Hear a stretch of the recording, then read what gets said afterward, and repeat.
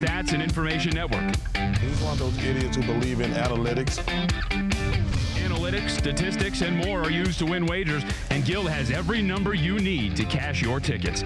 Now, live from the VSiN studios in the South Point Hotel and Casino, it's Gil Alexander. Hour number 2, guessing lines right here on a numbers game where sports betting analytics live actionable sports betting information. It's Gil Alexander. Matt Jones in for Jorge today. Hello. Hello. Giving movie reviews for Bohemian Rhapsody. And Tim Fitzgerald in for Chrissy Andrews. Chrissy unable to make it this morning. Hopefully he's back next week. Vinny on the road, so you have ably stepped in, and we appreciate that, man. Thank you. Absolutely. Thank you. You and I were talking off air. You're from northern Jersey. I'm from D.C. And I don't know how we got on this conversation, but just about, you said, when was the last time you took a Sunday off from watching football? And the both of us looked at each other like, what? Right. Like, that does not in our Constitution to do that. No, it's a given. It's Sunday. It's football. It's football. Yeah. When I see people walking around, like if I hear they're doing something on a Sunday football, I kind of, there's a little part of my brain that goes, what's wrong with these people? Like, you're going to the grocery store? Like I just do. I'm not. What happened? I am not like you. I know. I got married. This is a true story. When I was married, I'm no longer married. I got married on a football Sunday. Caveat: Skins played Monday night against the Cowboys. Okay, that's a. Yep. We'll give you a pass. Truth. Somewhat. Truth in DC. Scheduled around the Redskins schedule. I'm not making that up. I'm sure there's a lot of listeners that like that. It's just Sunday for the next 22 weeks. I'm booked. Yeah, we love our football. It was a great betting weekend, man. It was a great betting weekend. Hopefully, we can make it 2 in a row. That's what we're trying to do here, going through these lines for Week 10 in the NFL.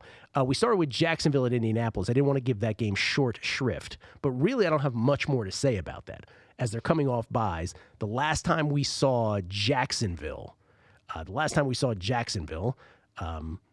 they were busy just, crapping the bed again. 4-game losing streak for the Jaguars. They lost to the Eagles, if you remember, in London, 24-18. But before that, in reverse order, they lost to the Texans, the Cowboys, and the Chiefs. Remember, they were 3-1.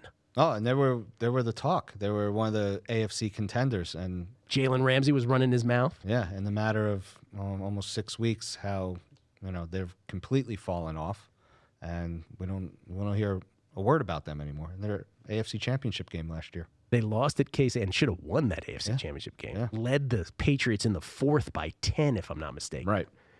Chiefs lost. They lost to the Chiefs at Kansas City 30-14. This is the 4-game slide. Then they went to Dallas and got beat by Dallas 40-7. That was the first cry for help. There's a little crack in the armor, I think. Yeah. The Chiefs at Kansas City, we kind of, that's forgivable, of course. But I think they were, what were they? Were they 3-point dog in Dallas or a 3-point favorite? I think they were a 3-point favorite, and here's why I know that. Yeah. I was in last man standing, and we were down to 146 people, I think, 154 or 146. And I had the Jaguars that day. Yeah, I think I had them too. And it wasn't one of those where you're like, oh, I can't believe I lost that game. I had 3 hours to process my being knocked out of last man standing. Yeah, that was over from the start. Then they lost to the Texans 20-7, and then to the Eagles in London 24-18. The Colts, again, the opposite narrative. The Colts started slow, started 1-5, and have won their last 2. They beat the Bills 37-5. Everybody does. And then they went and played the Raiders and beat them 42-28. So they have been the beneficiary of 2 very easy opponents. Last 2 times we've seen them. The Raiders game was the last we've seen them a couple weeks ago. But I guess 3, and you said it's 3, and it is 3. Colts by 3. How far the Jaguars have sunk. Right. And just, what was this line 2 months ago? Great point. Even a month ago, what was this line? Right. Maybe Jaguars 6, somewhere, Certainly 3. Oh, yeah. Right? At least. They're definitely favoring, on the road. And yeah, but okay. It changed. Gil, how quick it changes in the NFL. It can just recency, 3 or 4 games and just spin. So yeah, sometimes 1 game for some people, right? Yeah. All right, let's do another. All right, next game on the docket: Detroit Lions, 3-5 Detroit Lions, division game. Will travel to the Chicago Bears, who are now 5-3 off a blowout win against the sad Buffalo Bills. They are sad. Bears scored 28 points in the second quarter against the Bills yesterday. And again, overcame just a meh game from Mitch Trubisky, 12 of 20 for 135, a touchdown and a pick. Khalil Mack sidelined again by a right ankle injury. He did not play. But the Bears forced 4 turnovers from the Bills, including 2 return for touchdowns, 3.5 minutes apart in the second quarter, in that 28-point second quarter of their 41-9 rout over the Bills, covering as 10-point favorites on the road. Eddie Jackson scoring on a 65-yard fumble return. Leonard Floyd returning a tip pass during that second quarter. And then Detroit. Detroit gets beat by Minnesota, and Matthew Stafford sacked 10 times. 10! Vikings beat the Lions 24-9. Vikings cover as 5-point favorites. Stafford, while getting sacked 10 times, was 25 of 36 for 199. The Lions had a streak of 25 consecutive games with at least 14 points, ending yesterday. Stafford sacked a total of 13 times over the first 7 games, and then 10 yesterday. Warren Sharp, who's on my show every Thursday. Warren Sharp, Bill Krackomberger, and I do a football free-for-all on Thursday, and thanks to everybody for all the great feedback on that on Twitter. But Warren, has all these amazing stats, and far be it from me to ever disagree with anything Warren says, because Warren has the data to support it. But there was one thing that he said on Thursday's show, which was, the Lions traded Golden Tate at the trade deadline. They traded him to the Eagles. And my comment was a couple things about the trade deadline. One, I'm amazed at the willingness of these teams. First of all, that the trade deadline meant something in the NFL. But I was amazed at the willingness of some of these teams trading really good players in conference to what might end up being, rivals heading for a wild card spot. Now, I think the Eagles end up winning the NFC East, but you get the idea. And I said to Warren, I go, listen, they traded Golden Tate. You have a different take on it. And his take was the Lions will actually be better without Golden Tate because now they can get Galladay in there and Marvin Jones can get more targets. And so it's actually addition by subtraction. Here's the thing about that. And I get where he's coming from. The truth serum is always betting. And if you're betting the Detroit Lions, you cannot tell me that you feel better not having Golden Tate in key moments than you do without him. Right. And I think when you look at his numbers, I don't have his numbers on hand, but he's good for, 90 receptions a year, 7 or 8 touchdowns. And that's a lot of production you have to replace. And just a great football player. Right. A and then gamer. It makes you wonder, was there more stuff behind the scenes that we don't know about? Well, maybe locker room or contract issues. Because if you're the Lions and your players on the team, this is like one of your number one guys, and now he's not here. So it's not really the vote of confidence you're getting from upstairs, I would say, right? Yeah, I think that's the reason and I'm not trying to pick on Warren, because Warren obviously knows his stuff better than I ever will. But I think that's one of the interesting things about stats sometimes, where I'm like, okay, but if I'm in that moment and I need the Lions to make a play, not that I had the Lions, I was on the Vikings, but if I need the Lions to make a play, do I feel better not having Golden Tate on that field? I don't know that I do. Right. Anyway, this is at Chicago? At Chicago. Detroit at Chicago. So let's forget about all that for a moment. What would I make this line? Chicago coming off the win against Buffalo, Detroit coming off the loss against Minnesota. It's going to be more than 3. And I guess if Khalil Mack comes back, that's obvious. Well, not I guess. It's huge if he comes back. And I was surprised Khalil Mack didn't play yesterday, because they had said the previous week when he didn't play that he kind of could have, but it was just a game-time decision. Then he didn't play again last week, or yesterday, rather. Here's why I can't make this line too high. Trubisky. Yeah. Because he's not doing anything. The jury is still out on him is an understatement. And I think that's kind of what we expected, what he did in Buffalo. If you look at his stat line, that was pretty much, okay, against Buffalo defense on the road.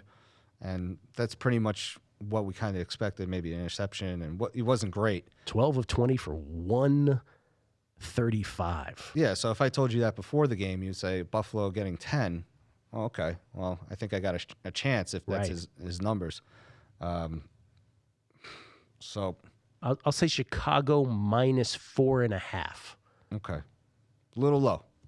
What's that? 6.5. Oh, that's too high. Yeah, 6.5. I said 6. Looks like it's pretty solid 6.5 out there.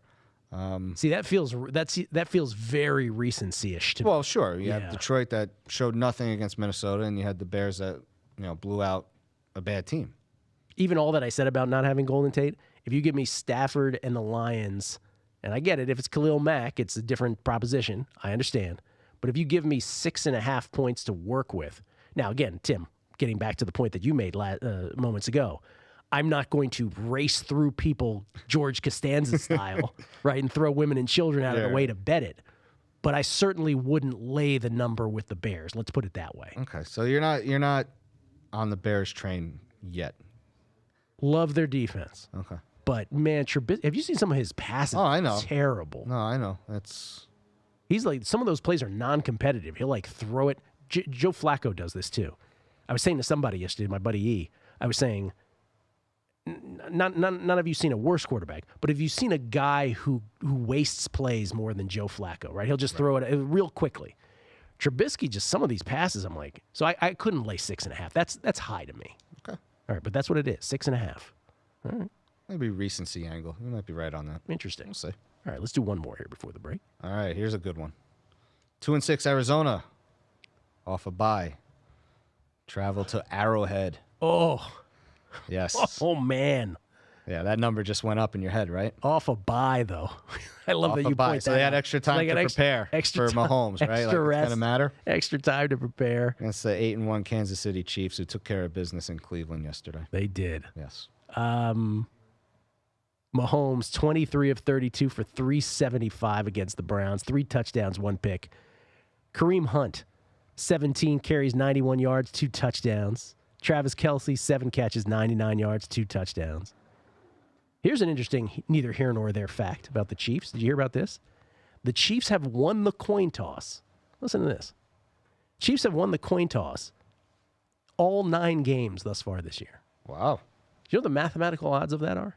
512 to 1. It's a nice parlay. How about that? They deferred, by the way, when they won it yesterday. They deferred. Have they deferred every time? That I don't know. Okay. It might be a good Super Bowl prop angle. Oh, if yeah. we get there. And they might be there. Yeah. Could be. New England's going to have something to say about that. Maybe the Chargers will have something to say Yeah. about that.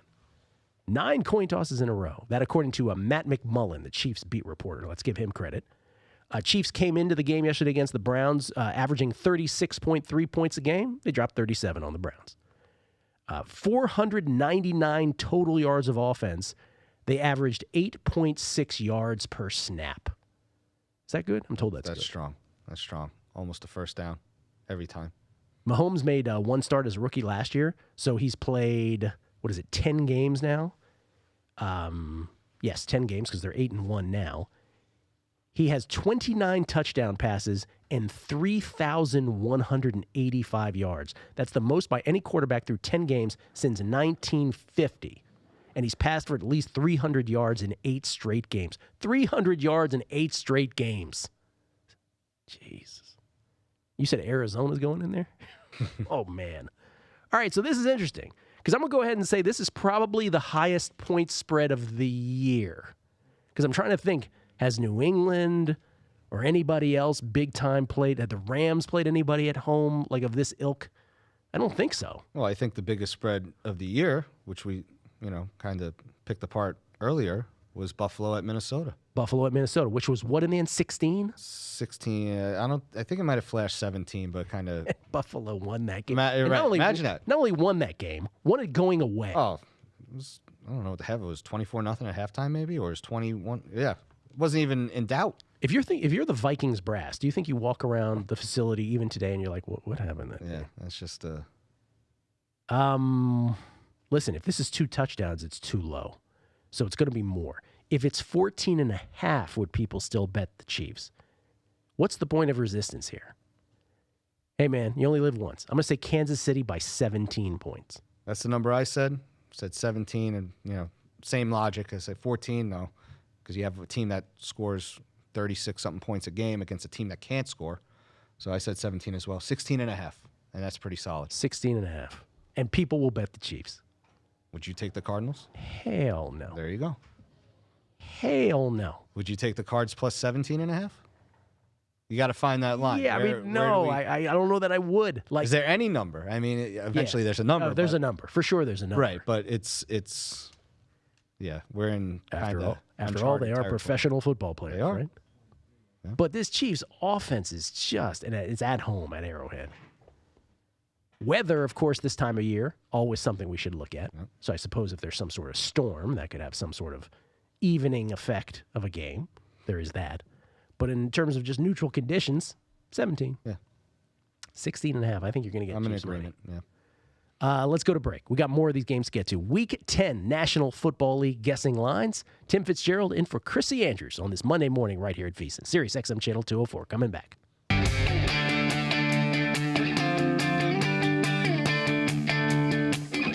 It's a numbers game, live from the tip of the strip in Las Vegas. Get your fill of numbers even after the show is over by following the crew on Twitter, @BeatingTheBook and @VSiN Live. If you didn't catch VSiN last week, here's some of what you missed. This is from Playboy. I think they're both. Playboy is when Tyson got knocked out by James Buster Douglas. So Playboy got a hold of me last year, and they had this wonderful picture of Douglas standing over top of Tyson. So they called me up. They did a story around it, and this is one of the things that I will always keep. Now, I also want to make it clear that Playgirl contacted me to be in their next centerfold issue also. Is that the basketball picture? It was a yin and a yang. Yeah, that was it. You certainly are going to settle for just the first-round pick for Derek Carr. I'm thinking that if someone offers them a first and a fourth, a conditional fourth, which could elevate based on certain conditions, kind of like the Sam Bradford trade, maybe they have to seriously consider that. Don't forget, 2016, Derek Carr, third in the MVP voting. People were making these Aaron Rodgers comparisons, which don't seem to have any validity for the way he's played ever since then. But quarterbacks are hard to find, and teams overvalue them in the draft and usually overvalue them in trade packages. I'm here. I like to inform the public on different things, and I think VSiN is the platform. Even when I'm not here, like I always say, where else are you going to get information like this? That's right. I mean, people, that's the number one question asked to me. Hey, Crack, can you help me out? Hey, Crack, can you help me? What do you think I should do going forward? Everyone wants to be a professional. It's unbelievable how many people say, man, I want to start doing this full time. You know what I always say to them? I wouldn't recommend it for my enemies. I mean, it's such... You got to be built a certain way. It's that tough. But take the first step and have VSiN. Here we are. So let's go with the fact that the interior defense isn't that great for the Houston Rockets. Carmelo Anthony's going to actually get a lot of flack, and he's minus 15 through his 3 games. They've been atrocious in terms of defense. That's an alarming number. Yes, it is. Is that worse than the league by a wide margin? Yeah, they're dead last in the league in terms of points allowed in the paint per game. So that's going to be a big reason why, and that's why they're not as good defensively. So you look at no Chris Paul, really bad defensively. I feel like the Utah Jazz are really just a good Donovan Mitchell game away from turning things around. Mm-hmm. So as part of the hashtag NBA Pick 'em All Challenge, I used the Utah Jazz, catching 2.5 points.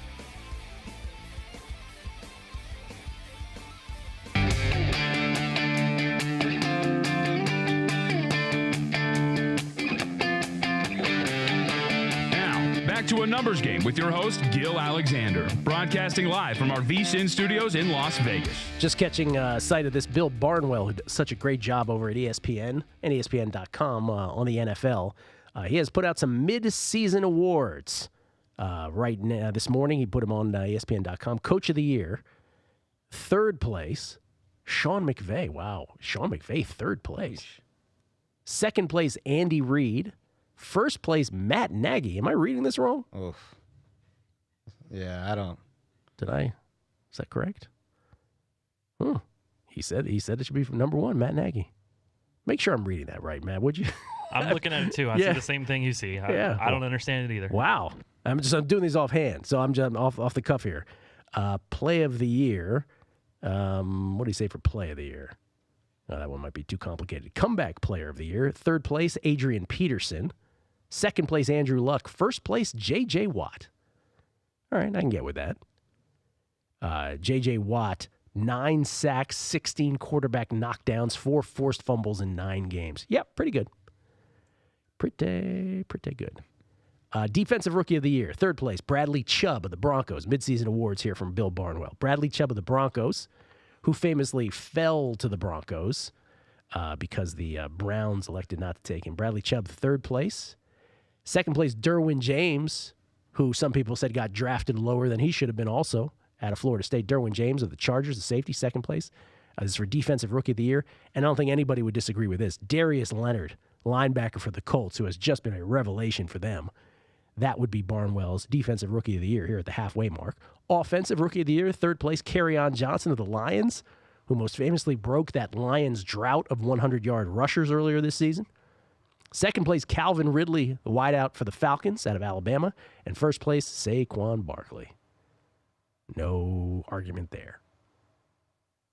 And the rest are Defensive Player of the Year now, period. Third place, Myles Garrett of the Browns. Second place, it's not pronounced Danielle Hunter. How's that pronounced? Is it Danielle? Danielle. Let's go with Danielle Hunter of the Vikings, who had an amazing game yesterday for the Vikings. Danielle Hunter yesterday, let me see if I can pull up these stats real quick. Do I have them anywhere? Danielle Hunter, who leads the NFL with 11.5 sacks, he was credited with 9 tackles and 4 quarterback hits yesterday, and sacked, of the 10 times Stafford was sacked yesterday, he had 3.5 of them.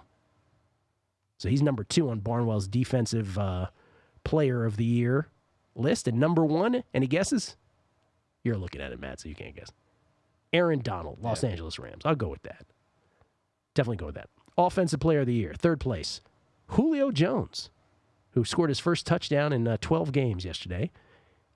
Bill Barnwell has him third. Number 2, Adam Thielen of the Vikings, who didn't end up getting a 9th straight game with 100 yards receiving. He ends up being tied with Megatron for 8 straight games with 100. And number 1, Todd Gurley of the Rams. Fantasy owners of Todd Gurley will not disagree. This was what? Offensive Player of the Year? Offensive Player of the Year. No Mahomes. Interesting that Mahomes is not on there. It's a very good point. I like Thielen and Gurley. And who's third? Julio Jones? Julio Jones. Yeah. That's a good point. That's a short list without Mahomes. How's Mahomes not on it? How's Nagy number 1 and Mahomes not on here? He prefaces this award. He says, I'm going to treat this as the award for non-quarterbacks. There you go. Okay. There's your disclaimer. There you go. Asterisk. Okay. MVP.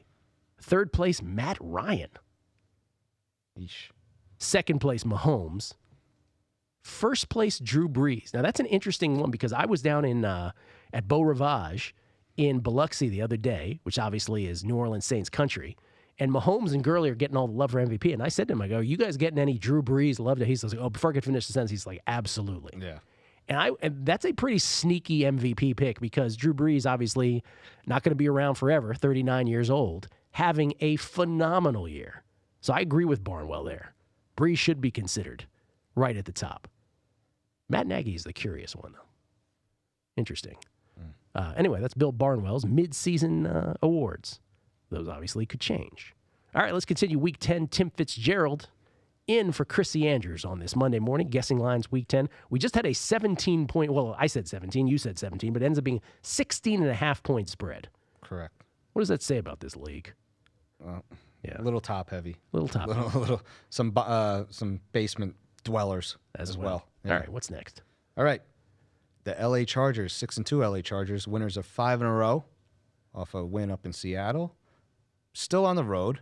They're going to come down the coast a little bit to the Oakland Raiders. The 1-7 Oakland Raiders off maybe the worst performance of the year in all of the NFL. You know what? I think Thursday you're right. night. As I was watching that game Thursday night, and I quickly reminded myself that I just saw the Cardinals on a Thursday night lay an egg against the Broncos. This was worse. But given the opponent, this was worse. Worse. It was embarrassing. Embarrassing to watch. Mm-hmm. You don't have to use that word. Yeah. Quit. And Bruce Irvin now gone. Yeah. So it's bad, and it's only going to get worse. They're just purging players. At some point, you have no players. 49ers, we're referring to the 49ers' 34-3 win over the Raiders last Thursday night, which was an in-game betting tour de force.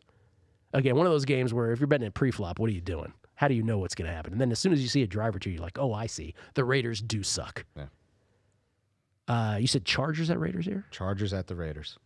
Chargers yesterday in Seattle. Oh, where do we start talking about this team? Yeah. Melvin Gordon, 16 carries, 113 yards, and a touchdown in the Chargers' 25-17 win over the Seahawks. Chargers are 6-2. Seahawks fall to 4-4. This game should never have been in doubt.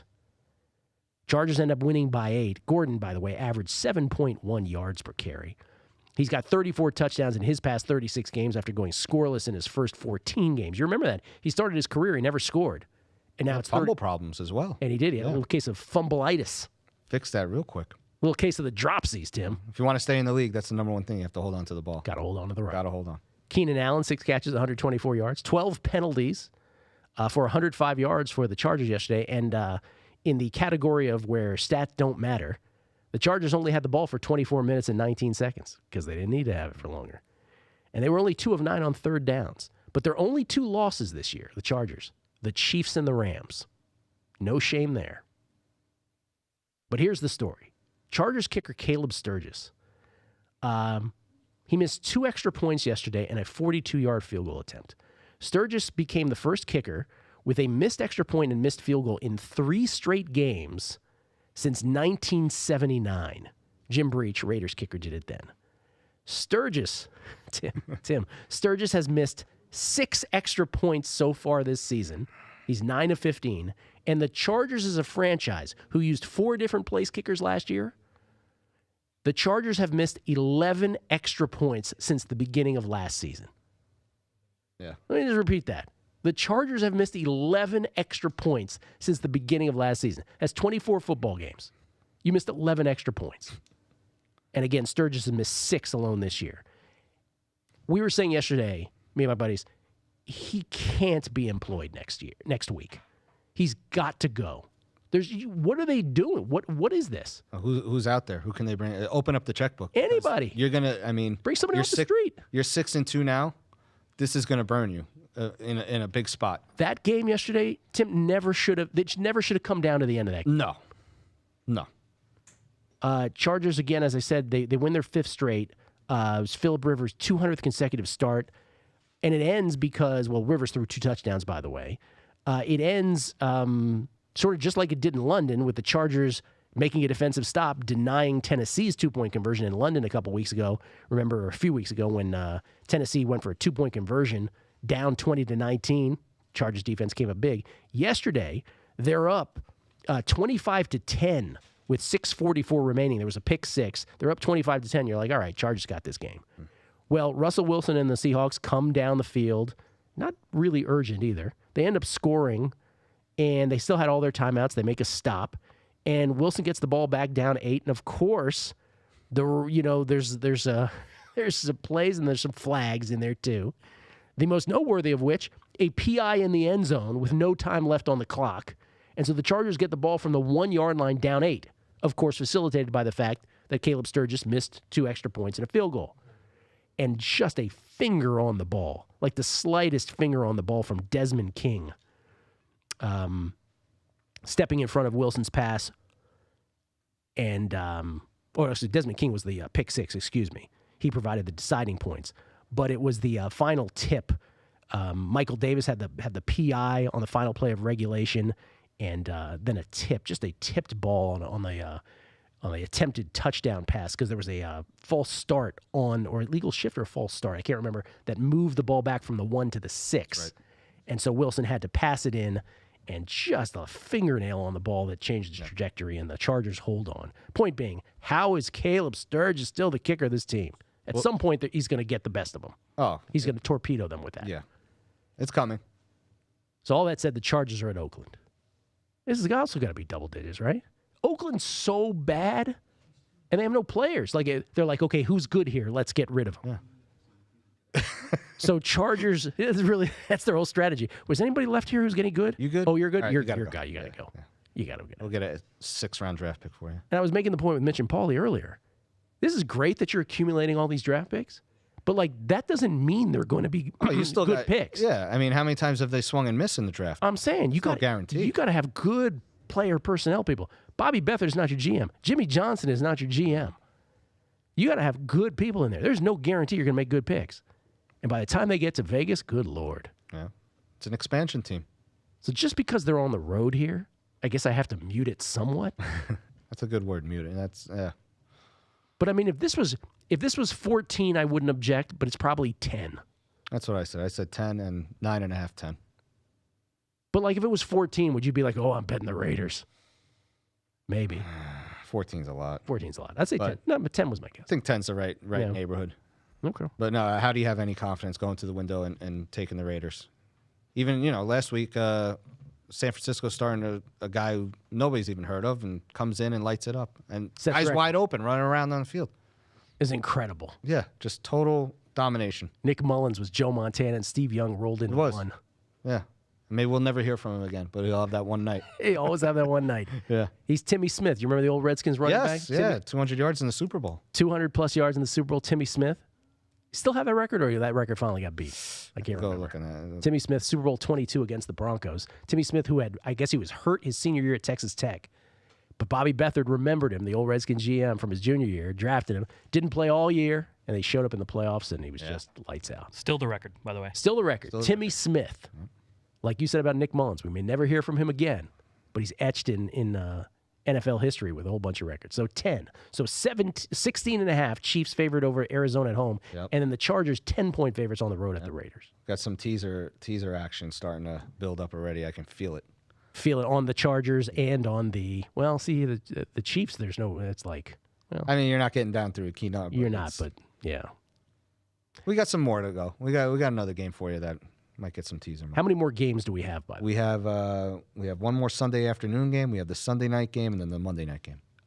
Let's hold on. Let's go to break. Let's do the last daytime game. We'll do the 2 prime time coming up on a numbers game right here at VSiN. Guessing lines.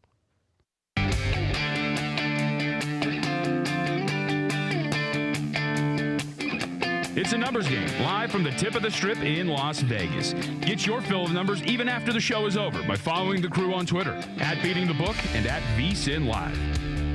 If you didn't catch VSiN last week, here's some of what you missed. Listen, I'm going to give you the lock of the year, and Brent, you might want to write this down. This is a compliment coming to your Roll Tide. Bet Alabama first half every week, and you'll make money. 8-0 first half versus the number. That's it. I'm done. It's by the way, unbelievable. It is. You know, I got to tell you who started betting that early was Matt Humans. They haven't played a team with a pulse. They're the best team now. Oh, there's no question. You know, but I heard a few people saying from ever. the old-time guys like me, I shake my head, and they're running to the counter, laying 27.5 in the first half like it's chocolate. It's just like I just shake my head, but you know what? After we pay them off, they're looking at me like, you donkey, you don't know what the hell you're doing either. And they're right. A straight bet for $100,000, a 3-teamer for $180,000, and he lost a $20,000 4-teamer live to the Chargers. So we had 3 in going to that. So I guess he won $260 for the week. So that's back-to-back weekends. How would you like to make $260 in a 48-hour period bet? That would be nice. Yeah, no kidding. I ran the numbers. The guy's up over $2 million in the last 2 weeks. Yeah, that's pretty good. I mean, I give him credit because he has the onions to bet. Guessing lines for Week 9 in the National Football League. Again, a tribute to the old Stardust Guessing Line show, trying to isolate value. Not sure we found any yet. Well, there's something to think about in each one of them, right? You can make a case to take or lay these games that you've talked about already. Nothing's and that's the exercise, right? You know, you're making numbers as a season better. Yep. Comparing them to what's posted. That's what we're doing for your early consideration. Many more games to go. If you're going to make that pitching change, knowing what's going to happen, you know, if you bring in Woody, he's obviously going to offset with the right. We know what's going to happen, so you knew the matchup that you were going to get. Were the numbers overwhelming enough to say I need this matchup? Because, you know, when you dig down, lefties hit 164 against him this season. He's dominant versus lefties, and he looked really good. My other thing is in that moment is if I do bring somebody else out of the bullpen right now, is he going to be as locked in as sharp as Baez is right now? That's my other thing. I understand what Devers has done. I remember the home run in Houston just like they do. I just felt like Baez was throwing that good to where I didn't need to make a move.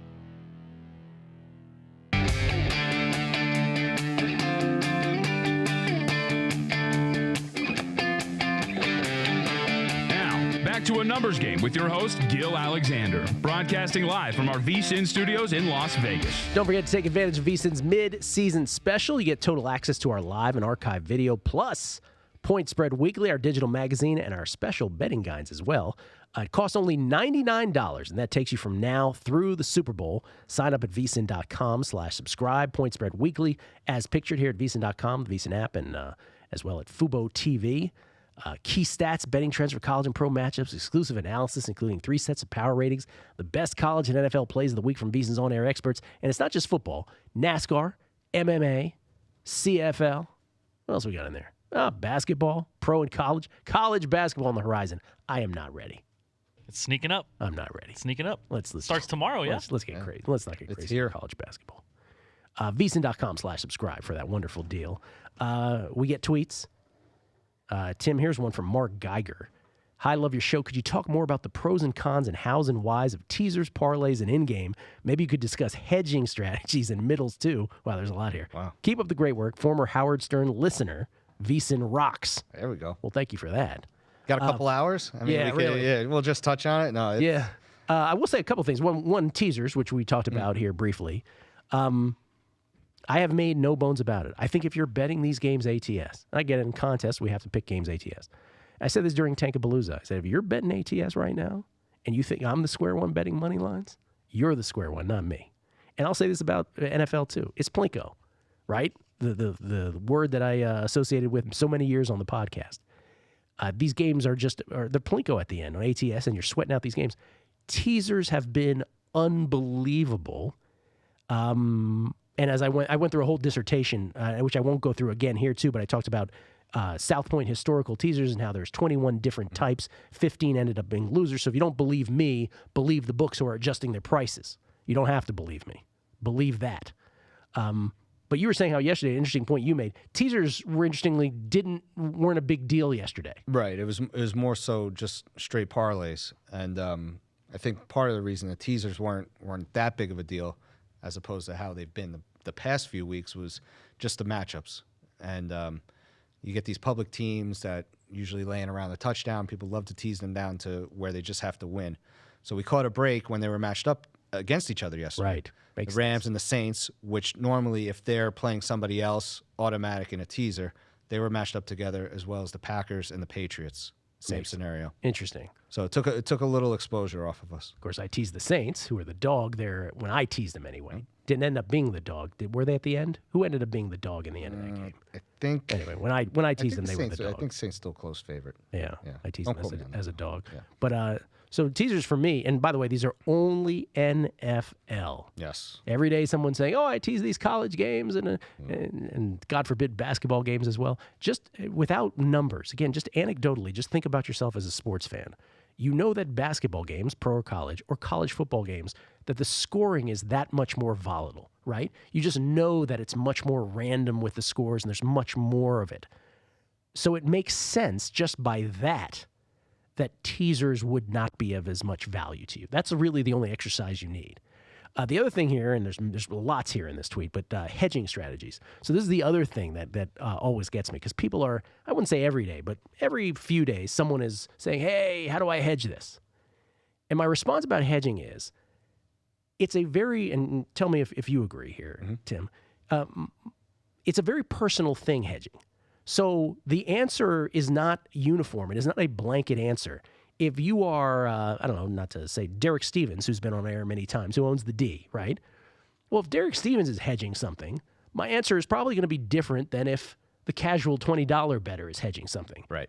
Is this a life? In other words, hedging has become such a cottage industry by blowhards on Twitter. Like, oh, yes, how you hedge this. You got to do this. Do you really? Most of the time? Like, is this most of the time when people are asking, I'm like, do you really need to lock in $20 here? Maybe you do. I don't want to make a judgment about it. Maybe you do. If you do, my answer is different than if you're like, oh, yeah, I guess I could lose that $20. Yeah. My philosophy, or my opinion, this is just my personal opinion, and the way I kind of look at it on hedging is that, there's two angles. One is this like a large amount? I don't want to say a life-changing score. Life-changing. But I mean, yeah. We talking a good chunk of money. Okay, then something that at least in the short term is going to change your life. Right. Yeah. So then you might want to look at it. And I'm not a fan of the 50-50 hedge. I'm more of the take a little bit off, and then you had an opinion in the beginning. Why all of a sudden are you changing your opinion? Agree with all of that. So maybe you take a little off, like almost as an insurance, just so you don't walk away with nothing when you have so much possibility there. That's one angle. And the other angle on hedging is sometimes you go into a game or a selection or an opinion, and part of your opinion is to get in a position where you can, the sole purpose is to maybe hedge on the back end. Maybe if you're shooting for a middle or if you're just looking, you put a little bit on what you would call pre-flop, and then you're going to play the end game, and it's not your typical just I'm going to bet the game and then 3 hours later see if I won or not. All good points.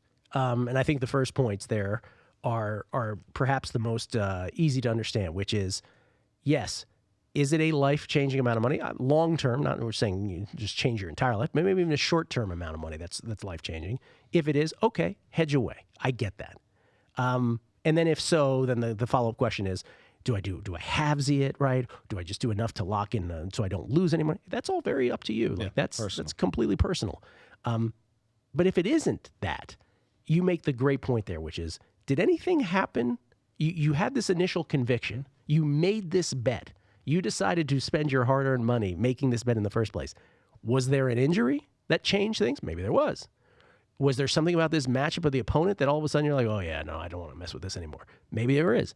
But short of any of that, I guess what I'm saying is the act of locking in money for the sake of locking in money, if it's only a few bucks, I just think there's a lot of people who immediately gravitate that without sort of thinking about it. Well, they see it's guaranteed money. You got guaranteed money sitting right in front of you. You take it.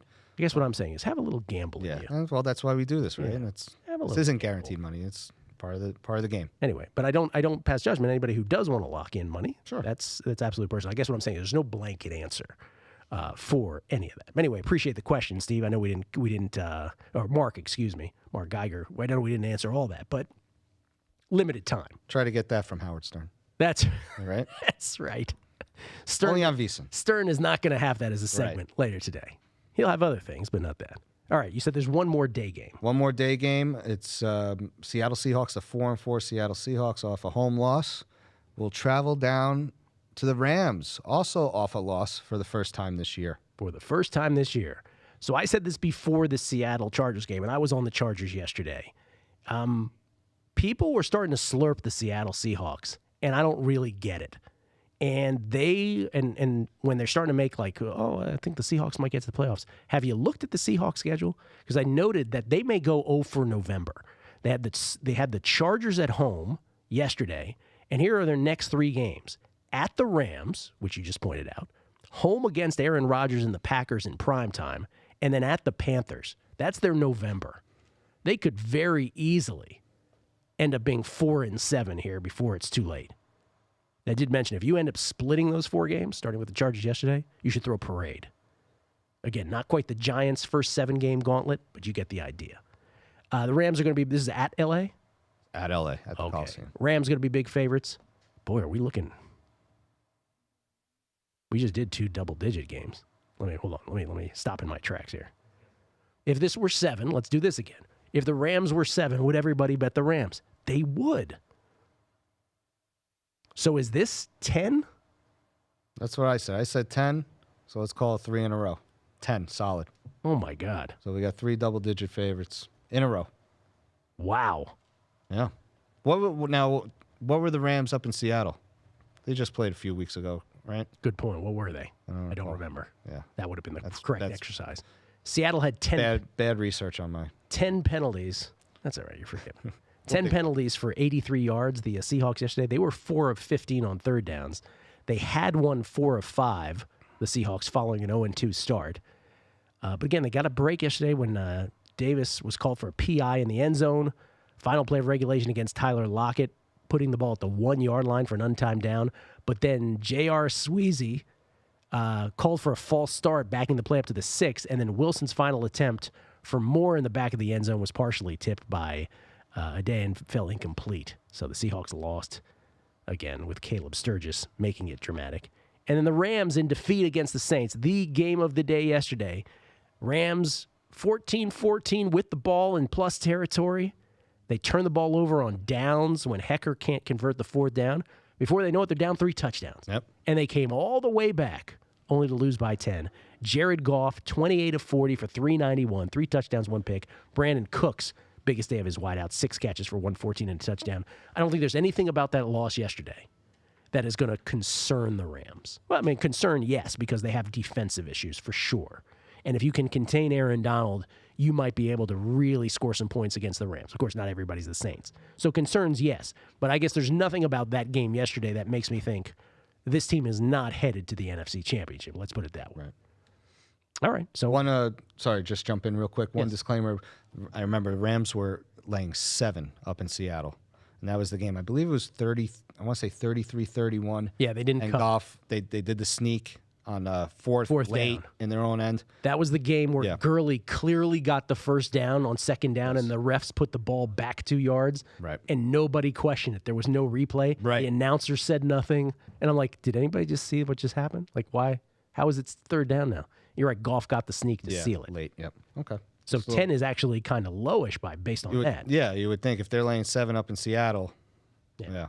All right, Sunday night. Cowboys. So we don't know what's going to go on tonight. Cowboys travel to the Eagles. Who are coming off a bye. Coming off a bye as well. And Dallas sight unseen. As you point out, they play Tennessee tonight. 4.5-point favorites now here tonight at the South Point. Usually NFC East game like this would be a mechanical 3. Mm-hmm. I will go ahead and say that Dallas Cowboys are a very home-road split team, and that I think the perception is that the Eagles, and I think correctly so, are still the best team in the NFC East. I will say it's higher than that. I'll say it's the Eagles with 4.5. I see. I came in a little lower. This is the one line that I just missed. So I was thinking 3.5 because I think Dallas is a little bit better away from home. That they have no home field. So put them on the road. I think they're. But I was off 6. Oh, that's crazy. Yeah, I was. It was one of these reactions like 6. What? Yeah, so I was low, obviously, but I could see. What'd you say? 4.5? I said 4.5. Yeah, okay, that's probably. But 6. I was, 6. Yeah, and a few spots. A few spots are showing 6. Interesting. Well, I think that's a little. Dallas is they're undefeated at home, even despite the poor. Because you're right, there's no home field advantage. No. Undefeated at home, they're winless on the road. But 6 is odd. I think so. All right, that's for sure interesting. And then Monday night. You ready? Yes. The 1-7 Giants, also off a bye. Off a bye. Travel to San Francisco. The 2-7, the hot San Francisco 49ers. That's the Monday night game after all that? That's the Monday night game. Remember when we had New England, Green Bay, and the Saints and the Rams yesterday? This game would have been good. This NFC Championship game from what, 6-7 years ago? 2011 maybe? Well, remember in the 90s it was a huge game too. 1990, yeah. But even going back when the 49ers played when the last Giants Super Bowl, I think they beat the 49ers. Is that right? In San Francisco to go to Super Bowl. It kind of gets lost in all the nostalgia in the series between the Montana and Taylor. But yeah. Tim, you said the Giants are playing the Niners on Monday night? Yeah. That is awful. Yeah. So the Niners with 2 straight primetime games. Niners on extra rest, but I guess the Giants have off a bye, so everybody's rested here. Mm-hmm. Nick Mullins, as we pointed out, 16 of 22 last Thursday night for 262, 3 touchdowns, no picks, and a 151.9 passer rating. That's out of 158.3. First game ever. Yeah. Kittle, 4 catches, 108 and a touchdown in that game. Listen, this has to be 3, right? Like you can't possibly make this any other number. 3 even. I see 2.5 with some heavy juice. Yeah, 3 even. I guess you can make it another number. 2.5. I mean, so you take a game like this. Obviously, people are going to bet it because it's a standalone Monday night game. Right. But this is this is just like the Raiders and Niners to me. This is such a do not bet this pre-flop. Watch a drive. Bet accordingly. Yeah. Why get involved? Why get involved in the unknown?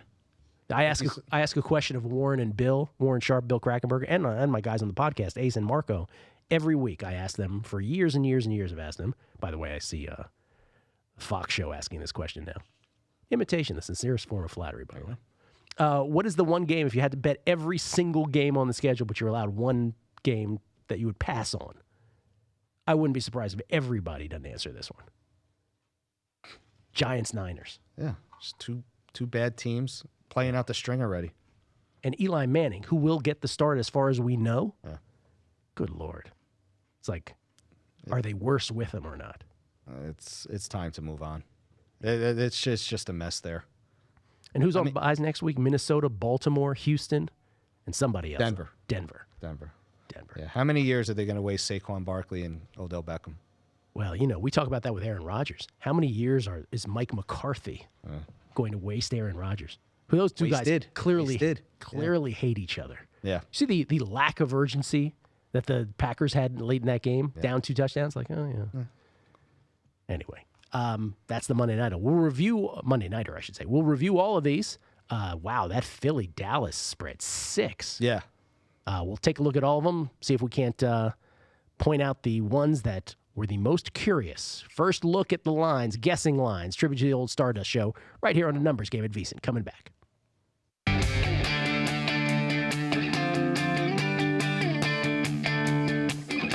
It's a numbers game, live from the tip of the strip in Las Vegas. Get your fill of numbers even after the show is over by following the crew on Twitter, @BeatingTheBook and @VSiN Live.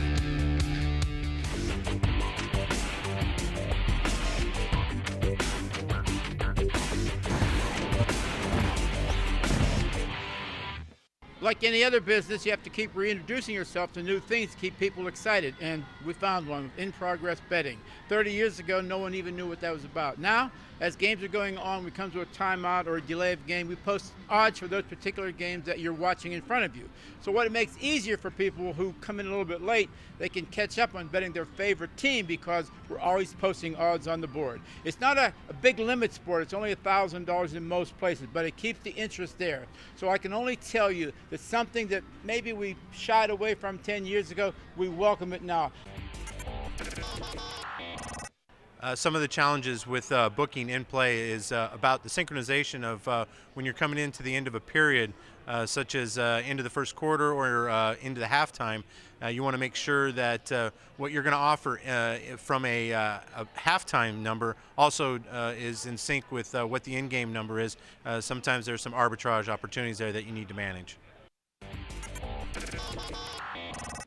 Yeah, so in-game wagering, once that game kicks off, not only are there's just 2 guys below me, so there's 3 of us on a Saturday and Sunday. So as soon as that game kicks off, we're not only doing the regular games and the regular halftimes, we got one guy just sitting there banging away on a Saturday, booking all those games in-game. We got another guy watching all the mobile app, all the phone wagering coming in. So it's quite busy for us. We're really, really busy with in-game, but we got to do it. It's the way the whole world's going right now with in-game play.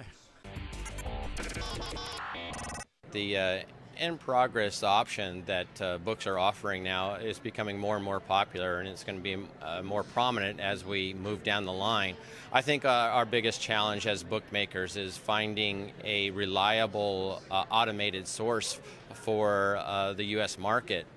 What we're looking at right now, I don't think is acclimated to the U.S. market. So that's going to be our biggest challenge, is finding that partner that we see that has adjusted and more or less Americanized to the betting market here. Once we find that, it's going to take a lot of relief off the manpower that it takes to do the in-progress wagering option ourselves.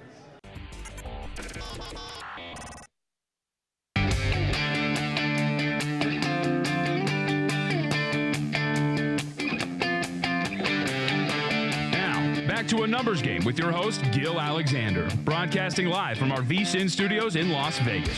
Back on a numbers game, Matt Jones in for Jorge today. Thank you, Matt. Also, of course, Tim Fitzgerald in for Chrissy Andrews, who was unable to make it this morning. We hope Chrissy's back and good to go next week.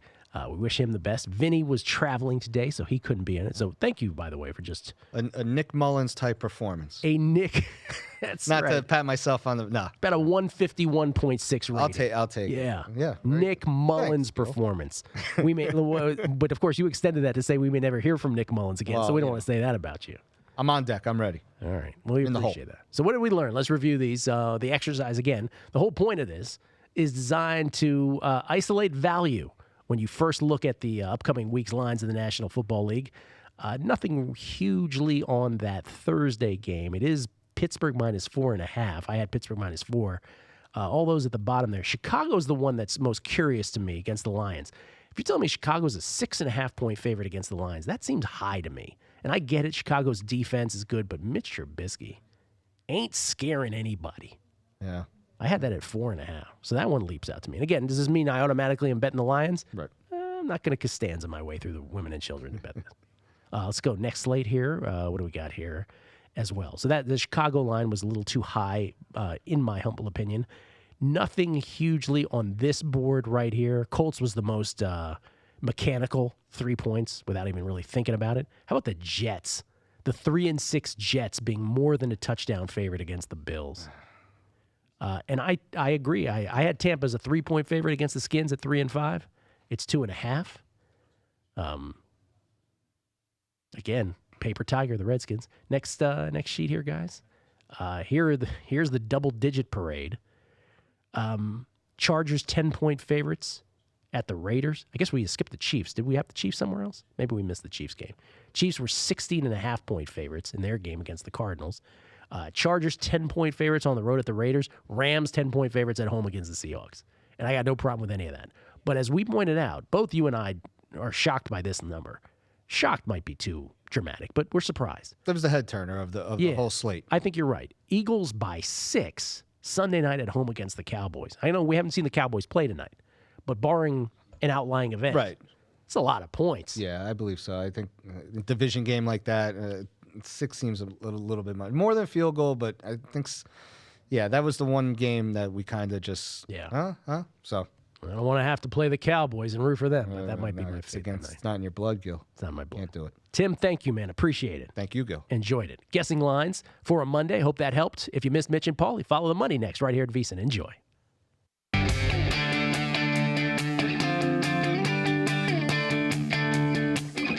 It's a numbers game, live from the tip of the strip in Las Vegas. Get your fill of numbers even after the show is over by following the crew on Twitter, @BeatingTheBook and